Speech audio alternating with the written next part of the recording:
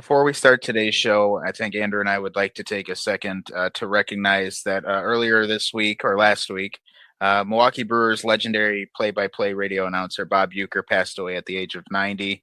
Us being from Wisconsin and diehard Brewers fans, along with the rest of the baseball and sports community, would like to send our sympathies to his family, the Brewers family, and the sports world as a whole. Bob, you will be missed. All your great calls and funny stories on the radios were truly fantastic. You really had a way of bringing the game of baseball to life, and everybody that was around you loved you. The Brewers players loved you. The fans loved you. And quite frankly, none of us know Brewers baseball without you. So as crushing a loss as it is, may you rest in peace, and your legacy will never be forgotten. Yeah, Brewers baseball's just I don't know, man. Like you said, I don't know Brewers baseball without him. Nobody really does. Man, nobody really does unless you were born in like 1890. So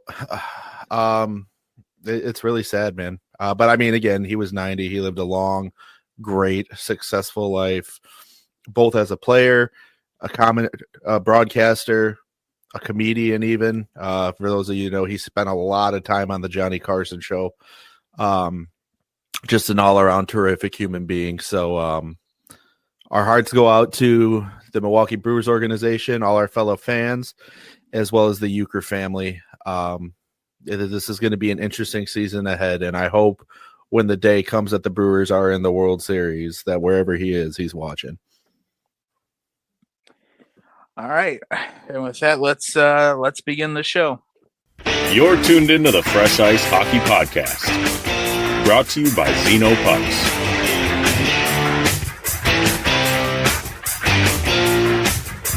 Here are your hosts, Andy and Brian Matteucci. All right, welcome back to the Fresh Ice Hockey Podcast, presented to you as always by Zeno Pucks. Brian and Andy here today.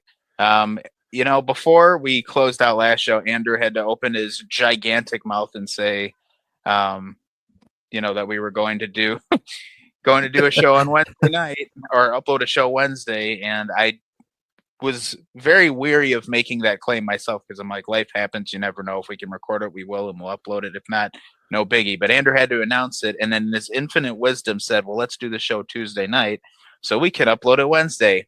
I get a message from Andrew on Tuesday afternoon and said, guess who's going to that, or Tuesday morning, and says, guess who's going to the Jackets game tonight? Me. So, yeah. So Andrew was at the Jackets game, and that's why we did not upload that. We will eventually still get that uploaded, the episode we wanted to do. We just have to find a time to do it that works. But I just thought, I couldn't let you get away with lying. So, bro, I don't care what anybody has to say. I had glass seats for $100. So if you don't, nobody likes it, everybody can line up and kiss my entire ass. Yeah, they can kiss your ass from the second row where you were actually sitting, because you did not get glass seats. Those are still glass seats as far as I'm concerned. I would say, where were your seats?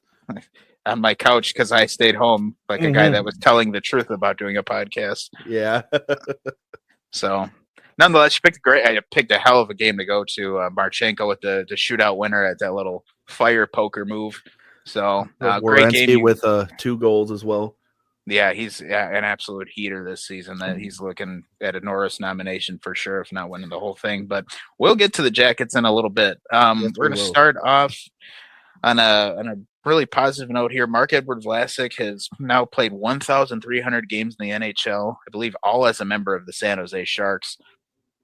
After you pass 1,000 games in this league, I feel like every 100 games is another milestone, because it's really hard with how this league goes and with injuries and just everything that happens and how competitive it is. It's hard to get into a lineup for 1,300 games. And Vlasic has been one of the best kind of two-way defenders in the league the last decade and a half. And truthfully, you don't hear his name a lot because he's not a superstar, but he's never a liability in his own end. He's such a sound defender. And that's why it's kind of crazy to think he's played 1,300 games. I mean, usually that list is reserved for the best of the best. And he's just been such a sound, skilled player for his entire career. And it's landed him in the lineup 1,300 games in San Jose. So Marc-Edouard, congratulations to you.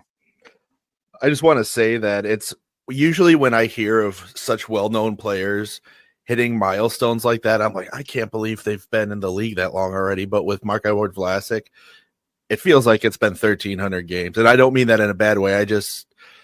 I feel like we've just been hearing his name forever, and only in good ways, but it definitely feels like it's been 1,300 games. But nevertheless, hell of a milestone, hell of a career.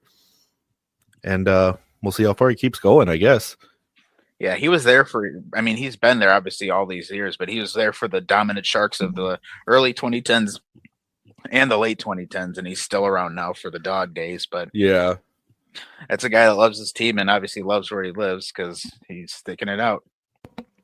Yeah. All right, here's a guy that probably doesn't love the West Coast right now. Emil Heineman of the Montreal Canadiens is out for 3 to 4 weeks. He was hit by a car in Utah while the team was in town to play Utah Hockey Club. So Montreal out Heineman for a little bit. Kind of a blow to them. They're rolling right now, really. And we're going to talk about them in a little while too. They're looking great, but fortunately for Heineman, he's okay. And he's going to be okay, but obviously getting hit by a car is going to leave you a little dinged up. So quick recovery for him, and he should be back within a month, which is good news for the Habs.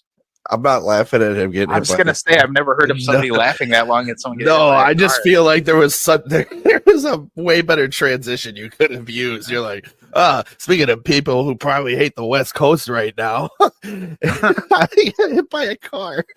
I didn't say speaking of. I said, now here's a guy that doesn't like the West. All right, West well, Coast. Either way, I feel like there could have been a better transition there, so that's what I'm laughing at. Anyway, I digress. Yes, very sad. Okay, move on. Yeah, most importantly, he's okay. That's why we can joke. Yes, right. Absolutely. Well, to be fair, I wasn't laughing at him because there's nothing funny about that. I just think the way you transition caught me off guard. What is funny is Tristan Jarry getting waived during year 2 of a 5-year deal by the Penguins. Yeah. Boy, that was 2 in a row. That worked very well. Oh, man, that was great. Yeah. And it is actually funny. So Jarry signs that monster 5-year deal. Well, monster. It's more of an albatross now, but signs a 5-year deal with the Penguins a couple seasons back. It just really hasn't worked out. I've never been a huge fan of Tristan Jarry, although when he signed the contract, it definitely looked like it would at least play pretty favorably for the Penguins. But since signing it, last year he was terrible. This season he's been unusable. And the Penguins, who are doing everything they can to try and make another run at the playoffs with Crosby and Malkin and Letang, obviously he's not the guy. Jarry is just not going to be the guy for them unless he can really turn things around in the AHL. Nedeljkovic has been filling in, and of course he gets the goalie goal and an assist the other night, first goalie in NHL history to score a goal and have an assist in the same game. So pretty cool stat there. But for the Penguins, as they continue to try and push to fight for a playoff spot, having a guy that's letting in the first, second, third shot of the night every night, it's not gonna get you anywhere. You can't win games when you're playing from behind every single game. It just doesn't work. Well, I was gonna say right before you said it that Nedeljkovic is definitely the guy here. And I don't know if he is either. I'm not that high on him, but again, it's hard to argue with the guy that's better than Jarry. Well, so am I. Yeah, but yeah. I do say I think Nedeljkovic is the answer here for them right now. Regardless of what happens, this is not a Pittsburgh team that's winning the Stanley Cup this year. I know that's everybody's end goal, and that's their end goal. They're trying to get one more with Crosby, Malkin, and Letang, but there's not a better option out there at this point. I mean, maybe they do something at trade deadline time. We'll see, but the problem is that team needs more than one piece right now. But I do agree getting rid of Jarry is going to benefit them anyway. Yep, I think, best case scenario, he rehabs in the AHL, comes back up, and he's serviceable at very least. But I think worst case scenario is this guy burns out in the AHL. And I've never been a big Nedeljkovic guy. I wasn't crazy about him on Detroit and Carolina.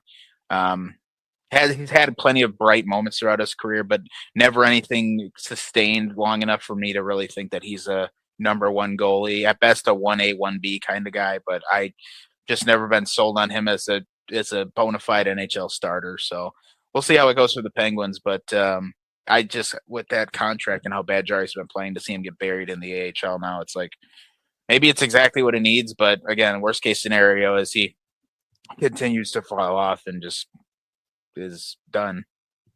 Yeah, well, we'll see what happens. All right, so let's get into the meat and potatoes of this show now. We mentioned you were at the Jackets game. You got to see one of the 6 wins in a row they had. That streak comes to an end last night in a 1-0 shootout loss at the hands of the New York Rangers. Kind of a boring game for their streak to end. And I got to be honest. I mean, it was boring battle, but yeah, ultimately it's just kind of a sad way for the streak to end. But again, the Jackets have been playing very well. Elvis has been playing good for the most part, and they're getting all the right contributions they need from guys. The few stars they have. The Zach Werenski is obviously having a Norris caliber season. Marchenko's playing great. Monahan before the injury playing great. Voronkov's been playing great. Matthew Olivier has had like a renaissance. I mean, he's always been a kind of a scrapper anyways, but he's having a career year. Like, they're getting all the contributions from the right people, and it's resulted in them fighting for a playoff spot. I believe they are the top wild card right now too. They are the top wild card. They're feeling it. They're starting to get their feet under them under Coach Evison, I think. I think the initial shock and awe of not having Johnny Gaudreau is starting to wear off on this team, or starting to wear off from this team, rather. Yeah.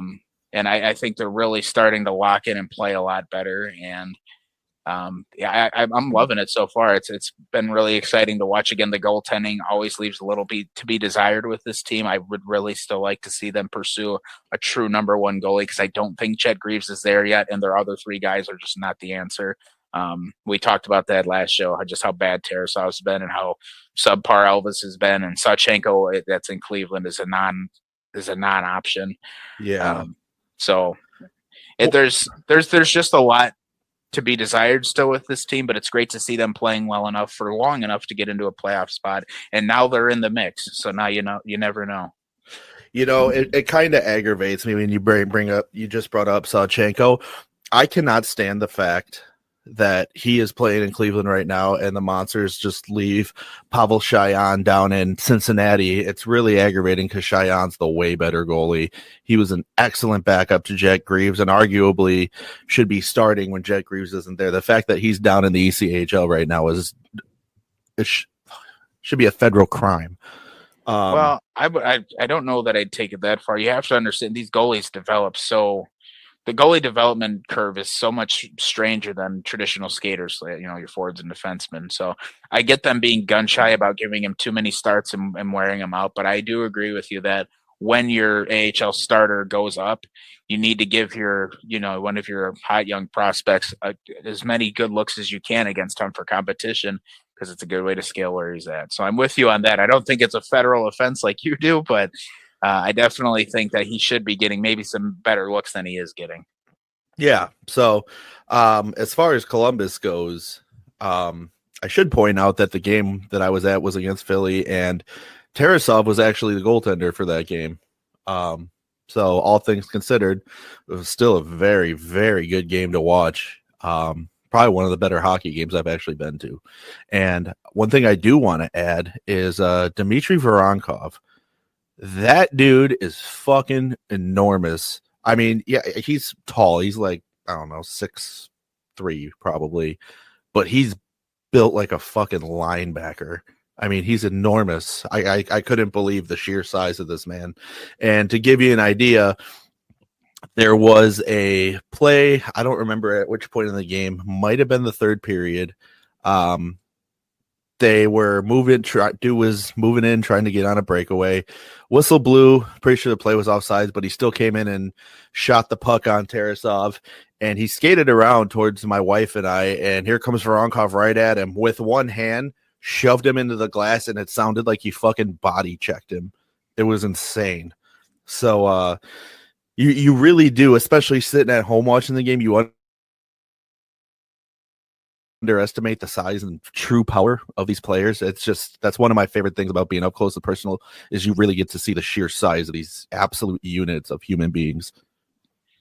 Yeah, I'd have to agree with you with that. For reference, Dmitry Voronkov, 6'5", 227 pounds. He's a Big SOB, but yeah, he's having again great season this year. He's got 30 points in 37 games. He's plus 16, but he's mixing it up, 37 penalty minutes.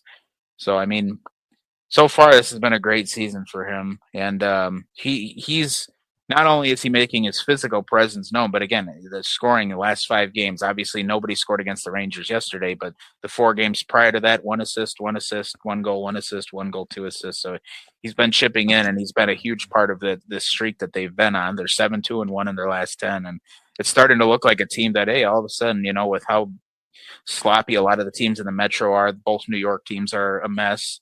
The Penguins are a mess. The Flyers sometimes are a mess. Sometimes good, sometimes maybe shit. That's the mantra of the Flyers. But now the Jackets are in this mix in the East for one of these wild card spots. So they're playing great, and there are a few other teams that have really been on a roll lately. The Detroit Red Wings have just been unbelievable under new head coach Todd McClellan. Only 2 losses under him. They've played 11 games under him now, or 10 games under him now, and they're 8-2-0 in their last 10, and they're still second last in their division. They're still tied for what is it, third last in the conference. But the point margins aren't very big. And if Detroit can even play slightly above 500 hockey the rest of the way, I think they're going to potentially find a way to climb back into this race. I know Ottawa's still in it. They're hanging on for dear life without Allmark.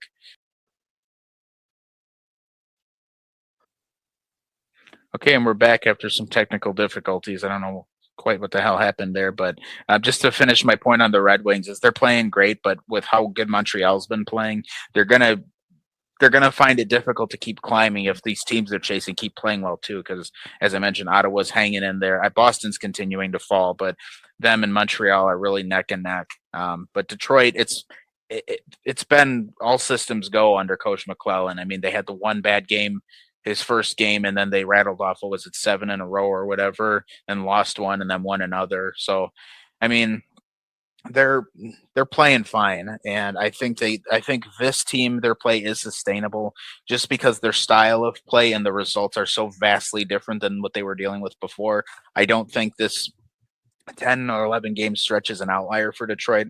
I truly think this is something that can be sustained, and I'm interested to see where the Wings go. But again, keeping in mind that there's a lot of competition around them. I've been saying since before the season started, I think Detroit makes the playoffs this year, but you've bringing up some good points, and like Brian mentioned, there's a lot of ground to cover here. But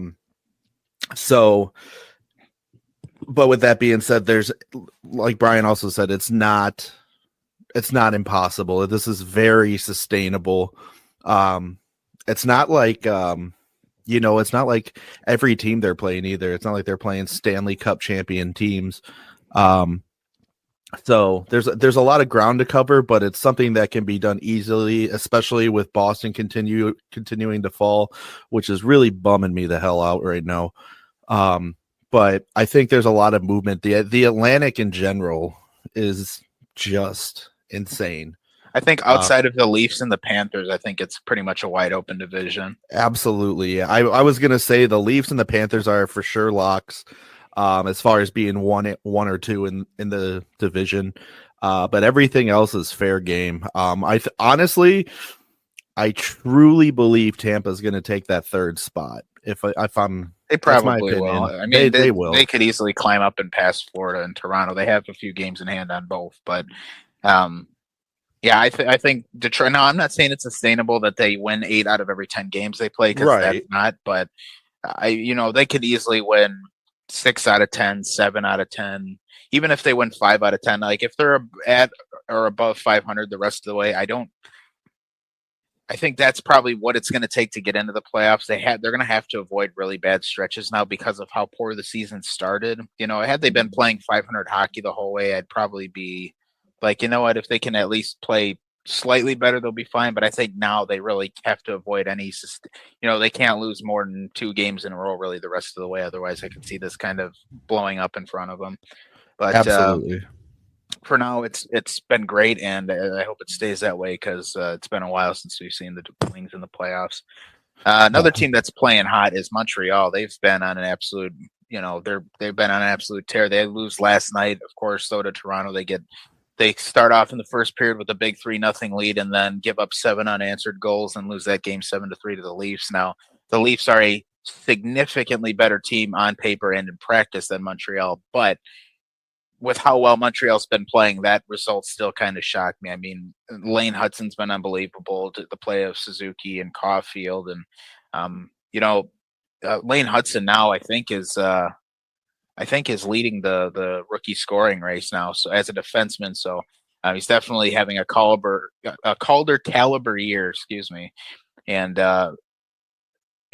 he's been a huge driving force in how well Montreal's been playing. I mean, you need strong presence on the back end to be any kind of competitive team in this league, and Montreal's showing it. And Montembeault's play I mentioned last episode has been pretty good, and this Dobish kid they have too that they just called up in net has been unreal. He's been so good for them. I did not see who was in net for that game against Toronto last night, but while I pulled that up, like I said, this kid's come up and he's just been on a tear. I believe Montembeault was the goalie of record last night for Montreal. Let's pull that up right now. Yep. So 6 goals against 33 shots. So that kind of sucks for them, but largely other than getting blown up by their biggest rival, they've been playing very well. And so we'll see where Montreal goes. But again, like Detroit, with how poorly they started off, if this is the team they really are, they need to be this team the rest of the season. They have to be at or above 500 the rest of the way, because that slow start has them so far down in the standings. And now they're battling with Detroit to climb the standings. They're both still chasing the Bruins and the Senators to try and sneak into that last wild card spot. So much in the same way Detroit's been good, but needs to continue to be as good or better. Montreal's kind of in the same boat. It's you waited 30 games to start playing really, and then all of a sudden you find yourself chasing. You're like, what else can we do? And it's not that you need to do anything different. It's that you waited too long to do what you've been doing. So I'm very excited to watch this Atlantic race the rest of the season, because I really think Detroit and Montreal, it's going to be an absolute battle to get up the standings. I really think one of them can do it. If I had to pick, I would probably say Detroit, just based on the experience on the roster. But we'll see where it goes. Montreal's play has just been surprisingly very good this last month or so now. I don't disagree with you. I mean, how can you disagree? They have been very good, but I think as far as which team, if I have to pick only one of them who's going to sustain, I think it's going to be Detroit. And that's not to say anything bad towards Montreal, although I do have a slight negative bias towards Montreal as a Bruins fan, but I don't want to discredit what they've done. I just think on paper, Detroit's the better team, and that's who I expect to play better. Detroit's definitely the deeper of the two teams, and they certainly have the better experience. Right. But that's not to discredit what Montreal has done as of late. They've looked absolutely incredible. And if they do sustain it, they're going to have a very successful season. So I don't want to take away from what they're doing either. But again, I still think Tampa takes that number 3 spot. And I don't know why I'm so hooked on Tampa this year, but I just am. They look like a kind of a team reborn, losing Stamkos, but getting back, McDonough and getting Gensel. Like it looks like they reloaded or retooled this team as well as they could have. I think Brisebois did a really good job. Kind of, I think he probably could have handled the Stamkos situation better, but it is what it is. The team's still very competitive. They still have one of the best goalies on the planet. And they still have Kucherov and Hedman and Point and Hagel. They got the horses to be in this race for sure, 100%. Well, hey, speaking of Victor Hedman and Nikita Kucherov, I just want to shout them out real quick. Both of them recently reaching 600 assists each. They are the only 2 players in both franchise history to reach 600 assists. So congratulations to both of those guys, 2 of the best to ever play it. Yeah, I'm kind of surprised Stamkos wasn't on there, but he's always the trigger man, so I guess that makes sense. Mm-hmm. Another one I want to mention, that team that's been playing really well is Dallas. And now I say this, they're 7-3 in their last 10 games. They have lost 2 in a row, but the teams that they're chasing in the standing is Minnesota and Winnipeg. they're both 5-5 in their last 10. The Wild have now lost 3 in a row. And we'll actually mention them in a little bit because I want to follow up to Scott's question from last week. But Minnesota, again, has lost 3 in a row. Winnipeg's 5-3-2 in their last 10, including a loss last night. So even though Dallas has lost a couple, they've been really good. Robertson's going, Hintz is going. Like, they're playing fine. And yeah, they lost 2 in a row, but the teams they're chasing have also been losing games. So they haven't lost ground in the race. I really think that, if they can button things up a little bit more, I know they still probably need a little help on the back end. But if they can button things up a little bit more, I really think this team could do some damage.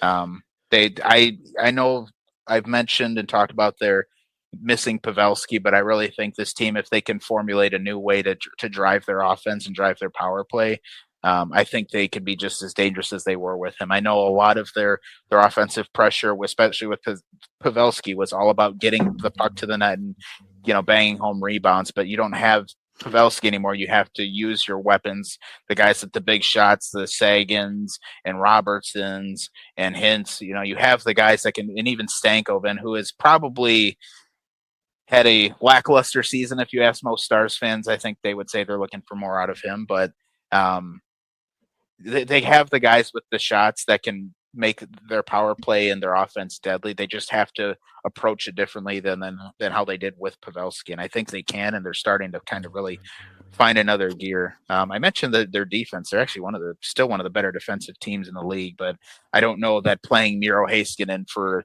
59 minutes and in 59 seconds every night is going to get the trick, or going to do the trick in the playoffs. I know they lean heavily on him and Lindell, and that's great and it can work, but I don't think that's sustainable long term. What killed them in the playoffs last year, I think, might be their only chance at a downfall this year. But for the most part, again, they've been playing great lately, and the teams they're chasing have been okay. So they have a really good chance to jump up in the standings, catch Minnesota, potentially catch Winnipeg. But now they're also battling with Colorado for that third spot in the Central Division right now. And Colorado's we've mentioned how good they've been now with Blackwood. So we'll see how things go. I'm really proud of you for doing that segment. I know as a Wild fan, that was hard for you to praise Dallas. That's okay. They're still trailing us for now. So yes, sir. By one, I hope it stays that way. Game in hand. Yeah. Well, we'll get to the Wild in a bit because they're still battling the injuries. We have a family that we're friends with that are very close to the show. They are both Bruins and Stars fans. So part of me feels bad when we bash the Stars, but not bad enough to not do it. So I was going to say, I've talked about the Stars needing to play better, and I talked about the Bruins falling down the standings. So I don't think I'm going to be popular in that household today. That's all right. That's okay. It's all love. So sort of. Yeah, sort of. It'll be all right. They're loyal followers of the show, and they're good people, and they're good friends. So it'll be okay. All right. We talked about not Dallas. We talked about Detroit having a good run lately. We talked about how the Jackets have had a good run lately. They have an upcoming Stadium Series game against each other on March 1st. The jerseys just unveiled a couple days ago. Probably the best Stadium Series jerseys I think we've ever had. Detroit's are really simple but really clean. I like the vintage cursive font. Big fan of that. Columbus's with the nice silver accents and the giant cannon on the jerseys. The helmets are great for both teams. Are these the best Stadium Series uniforms we've ever had? I say so, yeah. Especially Columbus's. And, I've been arguing Columbus should make that cannon their primary logo anyway. That's exactly what I wanted that jersey to look like, and it looks great. Detroit, Detroit always does their jerseys well anyway. So it's no surprise to me they kept it simple, and it still looks really good. I definitely think, especially when you compare them to some of the Stadium Series failures over the years as far as the jerseys go. Yeah, I think these are the cleanest for sure. Colorado had a really bad Stadium Series jersey years ago, and I can't for the life of me remember what year it was, but it was the one where it was the mountain with the peak ending at the neckline of the jersey, and that might have been one of the worst hockey jerseys I've seen in my entire life. Well, dude, remember those ones Chicago had several years back? Those fucking black and white prison uniforms? Yeah, those weren't great either. Those were fucking terrible. So, yeah, no, I definitely think both teams did it right this year. And as soon as CBJ announced that they were available, I ordered mine immediately. And I'm pretty sure the person on the receiving end of that order looked like that meme of Ben Affleck smoking a cigarette. That's probably what it looked like. That's how fast I ordered that fucking jersey. So I'm excited to pick it up in a couple weeks. Yeah, I say they're going to start shipping them out in, what they say, the 3rd or 4th of February. Or the 3rd, I think, because that's the Monday. Yeah. I did mine for pickup at Nationwide Arena because one, it was free, and two, I don't trust them to ship it and have it get to my house in time for the game. So, because I think we've said it on here, you and I are going to that outdoor game. So, yep. I want to make sure I have it in time. So we'll see how that turns. I'm really excited to see those jerseys in person. Yep, I'm getting one for my wife too. So you guys will be styling at the game together. That's the goal. And then my buddy who's going with us, our buddy from Lightings, actually, shout out Lightings. He's coming with us, and he's a huge Detroit fan, and he actually got a Detroit one. So should be a good time. We should all be looking pretty good. Yep. We'll see what the weather's like as well. And that game's in southern Ohio. We live in northeast Ohio, where I look out of my window right now, and it's. I don't remember what the number was, but it's something like 11 of the last 15 days in the greater Cleveland area. There's been snow. We've dealt with a lot of snow. Yeah. Since the turn of the new year. I can't believe how much there's been. Dude, I'm telling you, and obviously you didn't live here last year. But you were still in Wisconsin. But as far as this area goes, we've seen more snow since the beginning of the new year than we did all of last year's winter. Like, it's not even close. Yeah, it's been pretty crazy. Which for both of us who work jobs that require us to be outside, oftentimes it's not my favorite thing. But that's life in the big city. That's showbiz, baby. So. Anyways, yeah, to reel it back in, those Stadium Series uniforms do look outstanding. I can't wait to see them in person, and yeah, hopefully we don't freeze our asses off at that game. But if we do, it'll be worth it. Also, I'd just like to take a quick moment to intervene here and say, look, I know my voice always sounds like I'm congested, but today I really am congested. Yeah, I really truly feel it. So if I sound like a sick fourth grader, that's because that's what I feel like right now. So that's karma for lying about doing a second podcast. Shut the fuck up. So shut up, Meg. I know. I believe me. If I was a listener too, I would be upset with you. So nobody's upset. We'll get that video out there because it's one we both want to do real bad. So yeah, it's gonna happen. It just I wasn't passing up that opportunity for those seats because those seats in Nationwide Arena don't come available like that often. So yeah. And I'm not talking about the price. I'm just talking about available at all. Like, people are usually sitting in them. So yeah. I was just like, fuck yeah, I'm taking those seats and we're going to go. And thankfully my wife, God bless her, she's always down for anything at any given time. And I think you can say the same about your wife. I damn near didn't even have to ask. I was just like, hey, you want to go to the Jackets game? And she was like, yeah. So yeah, thank God. I would have to agree with that. All right. So there's a couple more things I want to get to before the show ends. But before we do that, I want to take a moment to let Andrew talk about Warrior for Life, and then we'll take a break and plug our sponsorship with Xenopucks, and then we'll wrap the show with a few more things. All right. Well, time to talk about Warrior for Life. Every time I do this, every week I do this, I'm just like, what more can I say about this organization? Because thankfully they're easy to talk about. They're such a great organization. They're such good people, but it's just like, I want to make them sound like they're the best organization out there because I truly believe that they're one of the best nonprofits of all time. So with that being said, if you're not a regular listener of this show, the Warrior for Life is a nonprofit organization, and they help military service members and their families, whether they're coming back from a deployment or if they're getting out of the military and becoming a civilian again. They help them through that transition process, because the transition process for veterans is one of the toughest experiences you can ever have in life. And I'm speaking from experience as I'm a veteran myself. They do this through the game of hockey. They have their own team of Warrior for Life All-Stars.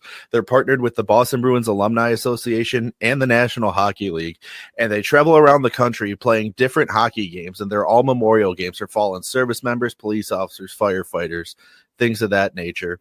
It's a great way to keep guys building that camaraderie outside of the military because that's such an important part of mental health inside the military. It's just a huge thing. It's really cool to see. The games are fun to watch. They're fun to go to. Everybody loves it. I've mentioned it before that back in December, they just played against the Boston Bruins 2011 Stanley Cup winning team. That was really cool to see. They've just got some really good people within that organization. People we've had on this show, such as Bob Pizzini, Mark Mowers, Andrew Alberts, who actually are on the Boston Bruins alumni team. Just some really good people over there. They're doing such great things for such great people. Obviously, it's not something that's cheap or easy for them to do. So if you're interested in helping this organization out, you can head over to warriorforlifefund.org and make a donation today. Check over their whole website, too. There's some really good information on there. And you can read about each member of the organization as well. It's just a really great organization. Check them out. Tell them the boys from Fresh Ice sent you. And I would appreciate it if you at least go look at them, follow them on social media. And that's all I have to say about that. All right, with that, we'll be right back. It's hockey season, and you're looking to work on your stick handling or maybe even your shot, but ice time just isn't an option for you right now. Luckily, our buddies over at Xenopucks have got you covered. They've developed an elite off-ice practice puck that, in addition to looking like the real thing, is the same size and weight as a regulation hockey puck to give you that authentic feel on the end of your stick. It works better than other off-ice practice pucks on almost any surface, whether you use it on hardwood, carpet, concrete, or even asphalt. Xenopucks glide like a real puck on ice. So if you're looking to improve your game without setting foot on the ice, head over to www.xenopucks.com and get yourself a puck. Check out their merch selection and be sure to follow them on Instagram at Xenopucks. All right, and we're back. So a couple of things to talk about before we go. First one I'm going to get to, last week we had a question on our show. It was about the Wild and about the injuries they've been dealing with and the play of the team, and is it time to maybe make a move to help bolster the roster? My response to that was that I really don't think they need to make a change from where they're at. The biggest thing this team needs to deal with is it needs to get healthy. They had a good enough start to the season that, you know, they could afford to lose some games. Well, now they've reached the point, and they've talked about this on Wild broadcasts, where the team has had that next man up mentality, and it's worked great for them for the most part, but you can see the team is starting to lose they're starting to lose the head of steam that they had built up, and now they're really struggling. They lost all 3 games they played this week, and they were against a couple of good teams, the Oilers and Vegas, but they go out and they lose to Nashville pretty convincingly last night. Marc-Andre Fleury didn't have his best stuff for them in goal, but you can just see that they just look tired on the ice. They look like they're a step behind. When you're missing 2 defenders that can play half an hour or 25 minutes a night, plus your best player, it eventually will take its toll. And I think for the Wild, it's starting to get to that point. So while Scott was worried and, do they need to make like a move here? Is it panic time? What's the deal? I still don't think it is. I know they haven't been playing their best lately. They've just been hanging on. But again, they're really expecting some of these guys to come back soon. They're not too far away, I think, from Spurgeon. Kaprizov should be any day now. And Brodin isn't too far away from what I understand. So to follow up Scott's question, I felt I needed to have a rebuttal of sorts on this, because I said there's no need to worry last week, and then they lost all 3 games this week. But I still don't think it's time to panic. They're close to the finish line with getting these guys healthy, and I think that's exactly what the roster needs. So, yeah, I was gonna say I agree with you. If they were on a 10-game fucking skid, and these guys were nowhere near coming back from injury right now, then I'd be like, okay, yeah, the shit's going down right now. But I think nobody wants to lose 3 games in a row either. But shit happens. It happens to every fucking team. Yep. Well, and the Wild put there may be some confusion because the Wild put Kirill Kaprizov on long-term injured reserve, retroactive to December 23rd. But I think he's already met the requirements to come back from LTIR. I believe that move is only for salary cap reasons because they had to bring up some players. Right. They had to bring up so many players, and we've gotten a few looks now at David Jiricek with the Wild, and he's been okay. He scored a goal, he's got an assist, his skating, you can tell, still isn't quite there, but he's starting to get some looks in the NHL, and the goal he had against the Predators was beautiful. So there's progress there, but again, for the Wild, they just need to get healthy. These guys have played. A lot of these guys have played above their skill levels to help the team sustain where they were at. Now it's kind of starting to burn them out. You need to you need to have your big guns back. Your captain, one of your best defenders, and your best player. You need those guys back in the lineup. If the team's going to be good, your depth needs to step up when they're injured, but they can't be expected to shoulder the load all season. And it's starting to take a toll on some of these guys. You can tell. Absolutely. But we've seen what this team is capable of when they're fully healthy. So the second that happens, everybody else needs to look the fuck out. I think a healthy Minnesota team makes a very deep run this year. It'd be nice. It seems like Minnesota sports are cursed, but that's a different topic for a different day. So just wanted to follow up with Scott on that because I gave what I thought was a good take last week, and then the Wild lost all 3 games this week. I'm like, well, maybe there needs to be a little bit of a closer inspection into what I said. I still think you gave a good take, though. I don't think it was a shitty take. I did too. I just thought there was quite a bit of irony that they go out and they get their doors blown off by Vegas and by Nashville. And they really didn't even look great against the Oilers, honestly. You could just tell they were a step behind this week. And I think watching the game last night against Nashville with my wife, I'm just like, man, this is just not good enough. So yeah, I just watched the box score. I didn't actually watch the game, but I was just like, what the hell? I thought they were going to smash the shit. No, Nashville, for what it's worth, Nashville looked very good last night. They looked like they were, every line was going for them. There was a ton of fights in last night's game. Everything looked good for them. Saros was great. I thought he had a ton of really good saves. Fleury let a couple in that I wasn't crazy about, but a couple of goals, one specifically, there was a puck redirected past him, and David Jiricek was the guilty party on one of them. And there was just a couple of looks that I didn't like, but I also thought, even though he had some good saves, I thought Flower could have had a little more, but that wasn't even a scheduled start for him. I think that was a game Gus was supposed to play, but he was injured, so he didn't. And so I have 2 things regarding that I want to say. Number 1, shout out Jiricek for getting some NHL playing time. He deserves it. I'm glad to see it happening. Number 2, I saw somebody the other day, I don't remember if it was on Facebook or Instagram, somebody ripping on Fleury and saying it's an absolute joke that he's a backup goalie in the NHL right now because he's not even good enough to do that. I don't want to sit here and tear this person a new asshole right now. But nobody's expecting to come out here and have a Vezina performance. The guy's, what is he? Is he 39 or is he 40? He's 40. He turned 40 in November. Okay, so he's 40 years old. He's still playing at the NHL level. This is his last season. Nobody's expecting him to come out here and look like prime Marty Brodeur or 2011 Tim Thomas or 2009 Marc-Andre Fleury. I don't know what you want from a guy who's had a long, successful career, and I don't know what else you want from a guy to sit here and dog this guy in the comment section of a TSN post. I think it was it TSN? I think it was TSN. Is absolute asinine to me. I mean, is arguably one of the best goalies to ever play the game, and that's not arguable. He is one of the best goalies to ever play the game. Most respected player in the league right now, I would argue. Everybody loves Flower.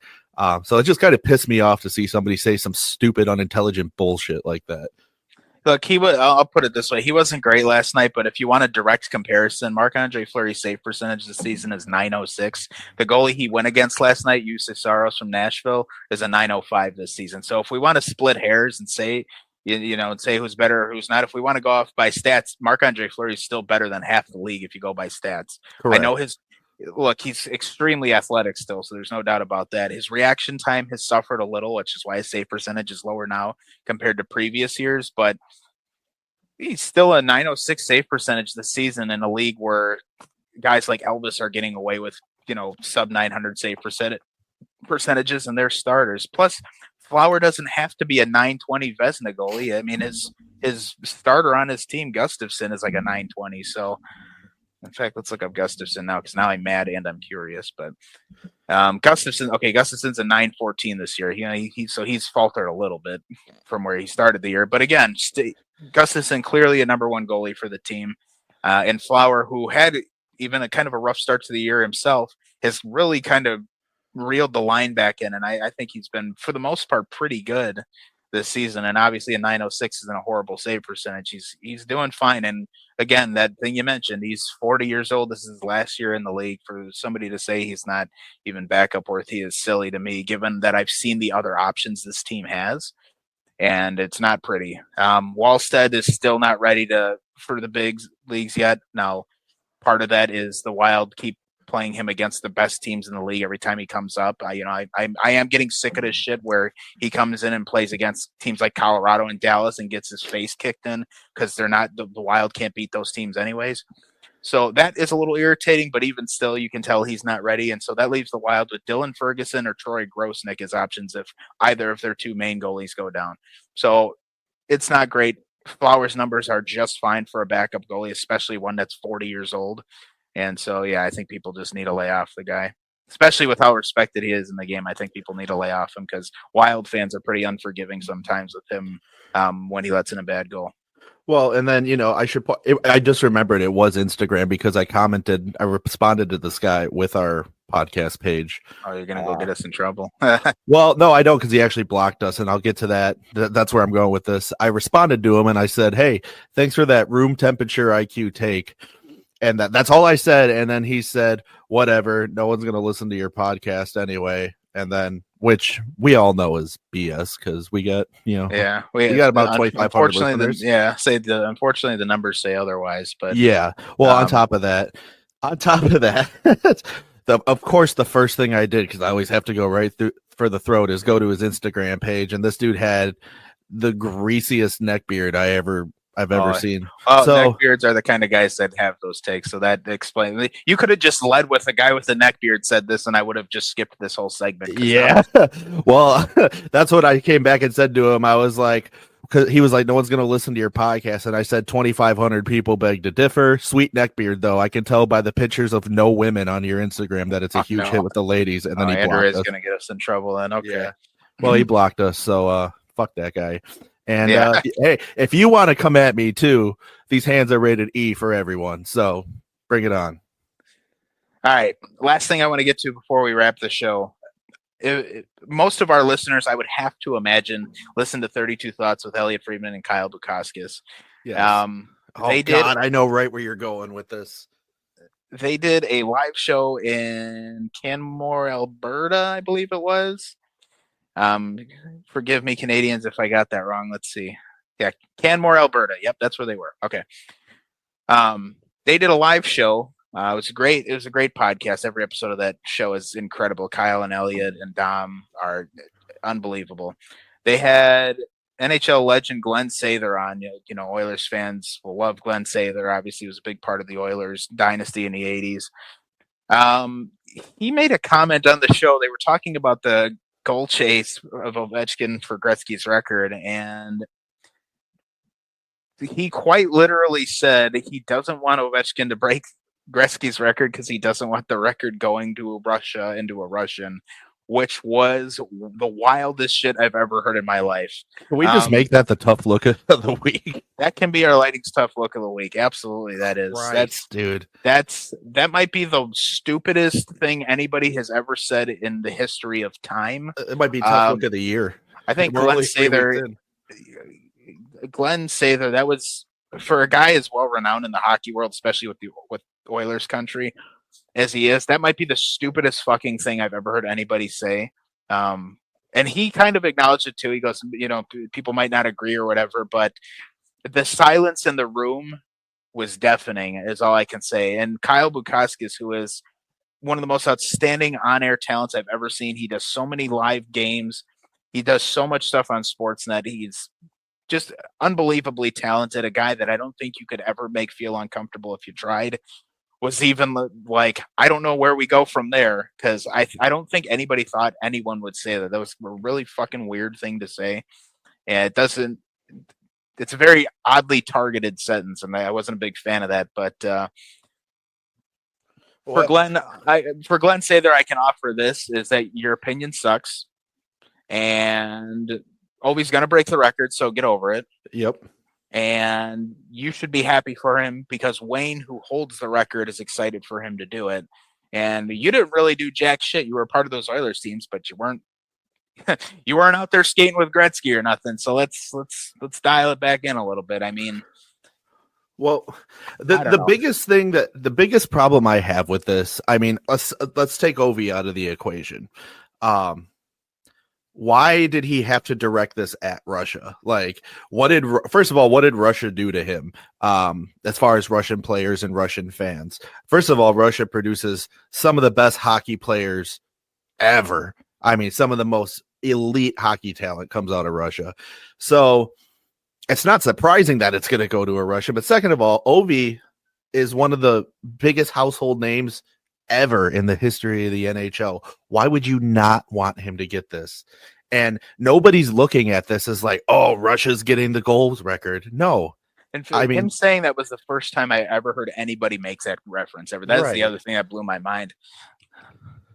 I don't get all the Russia hate in the NHL, in the hockey community, right? I don't understand it. I don't know. Glenn's take was just a really bad take. And ultimately, I mean, again, it doesn't matter. Ovi's more than likely going to break the record. Gretzky's going to be there to congratulate him. And I think whatever disdain. Now, it's worth mentioning Glen Sather was born in the 40s. So I can understand his disdain for the country of Russia a little bit. But to hold that against an NHL player is a little stupid. And by a little stupid, I mean a lot stupid. So I just heard that. I was blown away. Everybody at the show was kind of taken aback. And again, Kyle and Elliot are the best of the best and as professional as you can be. And Elliot would probably actually laugh at that sentiment, but these guys are about as professional as they come. And even they were like, all right, well, now what? Because that was fucking weird. They didn't say that. That was the tone in their voice. Like I said, Kyle, who can handle anything thrown at him, was just kind of like, where do we go from here? Because nobody fucking expected that garbage to spill out of Glenn's mouth. And for what it's worth, the rest of the interview with him was outstanding. He actually was a really good interview other than that, but that was just complete garbage, I thought. I thought that was an unnecessary dig at a guy who is only deserving of the utmost respect. Dude, that's what I'm saying. And like for Kyle, a guy who's never at a loss for words, to be at a fucking loss for words is why. I mean, that was just unhinged behavior. And for the Russian fans of our show, just know that we don't feel that way. And we're appreciative of not only you as fans, but of the hockey players that come from Russia, because it's some of the best talent out there. So I was going to say, I love Russia. My team, the best player in my team's history is from Russia. So yeah. And I say there's a lot of good Russian talent in the league right now. I mean, it's not a Russian dominated league, but there's a lot of good Russian talent. And I mean, we've talked about it on the show before that it's a crime that they're not allowed to play in the Olympics, or that they didn't include them in the Four Nations face-off. Although I think if one of the teams, the Four Nations face-off was Russia, that'd be kind of unfair. So yeah, one thing a lot of people fail to recognize too, there's not a ton of Russian players in the league, but I wonder how many great Russian players we'll never get to see here, because so many of those guys are okay with playing in the KHL because that's the biggest league over there, and you can still make really good money in the KHL, and it's a huge league. I mean, they call it the Russian Super League. The league's name is the Continental Hockey League. Like, it's a big league. It's huge over there. I mean, it's to them, to Russia, that league is the NHL. Like, that is their best of the best league. And even Ovi, who's going to, again, be the greatest goal scorer in NHL history, has said verbatim himself that he wants to go home and play. Like, so that league has some prestige and some value. And so I often wonder how many amazing players are playing over there that could be in the NHL. And dude. Oh my God. And so I don't because a lot of the times the guys that come over from Russia, a lot of these guys end up panning out to be excellent players because it's like they're the best of the best and they get cherry picked from the KHL. And so I often wonder how many times we've missed out on getting, again, one of the all-time greats in this game because they'd rather stay home in their home country and play. The other famous example was Tony Hand, who I believe was a Scottish player that played in the British Ice Hockey League. Wayne Gretzky is gone on record plenty of times saying he was the best hockey player ever. He was better than me. He would have scored more points than me. Like, he was that good, but he wanted to stay home in Europe and play there. And I mean, he had great success over there. I'm pretty sure he was the all-time leading scorer in the British Ice Hockey League. So, again, it's just what it is. And I often wonder with Russia if that's kind of the same thing we get where we miss out on these elite talents because these guys want to stay home. And so, I agree with you. And it's like you said, the talent, or maybe it was like I said, the talent that we do get from Russia is elite. So it's great. Yeah. So you can only imagine what we're not seeing.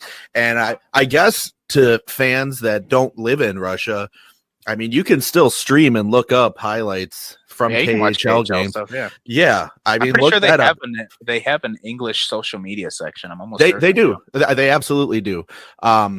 And I'm telling you, it's some incredible hockey over there. Like, for some reason, we live in a world where everybody thinks the NHL is top tier hockey, and I mean, maybe it is to a certain extent. I mean, for the whole world. I just mean, yeah. Now, I don't mean.